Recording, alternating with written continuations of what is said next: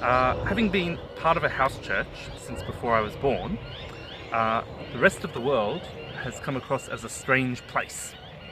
Um, while more comfortable with Buddhists, Muslims and Jewish people of faith after they had visited or joined our community, for a little while anyway, Protestants and Catholics were really strange for me. Using the chapters and verses in the Bible was foreign. Having to shut up and sit in a pew nearly killed me. And a few times I've almost conducted communion as a layperson without considering the implications that might have in these other traditions where you're not allowed. Certainly, the idea that everyone is not equal has been a source of contention for me in some of these different settings. I've had a number of conflicts over women being allowed to preach, gay people being condemned, and closed communion for those who haven't been baptized. I've also kept an eye out for other children of the revolution in my various travels. Aside from people of Chinese underground house churches, Mennonites, Quakers, and those who had tried every single church in Wollongong, including a barefoot Korean missionary who had a pulpit installed in his lounge room for a congregation which numbered 4. So it's been a few different places. But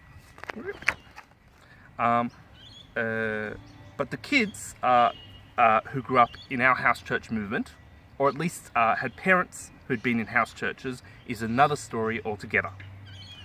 My thought was that house church wasn't working for teens. As I couldn't participate in my early teens, it seemed I wasn't either a child or an adult.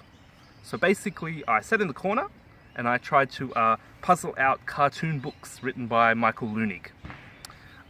Then, like most house church teens, I just stopped going. Luckily for me, there are a number of vibrant youth groups in the Protestant Bible Belt of the Lower Blue Mountains.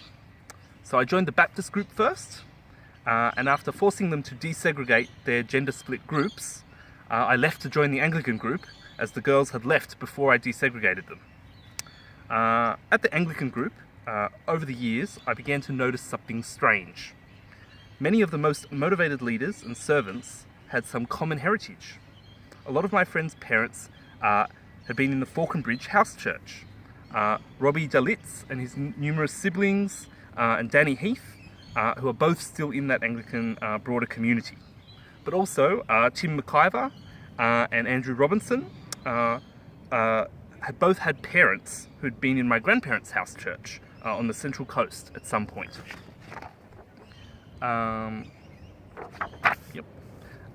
So my friends were shy about discussing it, as it wasn't something that they then necessarily could remember. They couldn't remember being a part of a house church, although their parents often had been, but there was definitely a picture appearing. So Tim McIver later married Jodie Caldor, who grew up in the Gathering group in Hazelbrook that you may have heard of.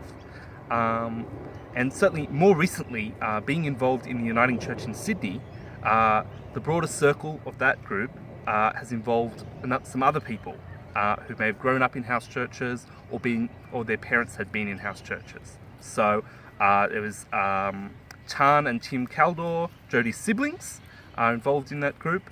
And I was also connected with Kylie Grover, who I'd met before at house church conferences. And Kylie was definitely good friends with an amazing woman from Melbourne, Jessica Bales, who, despite no house church background, I actually married this year, so that's exciting.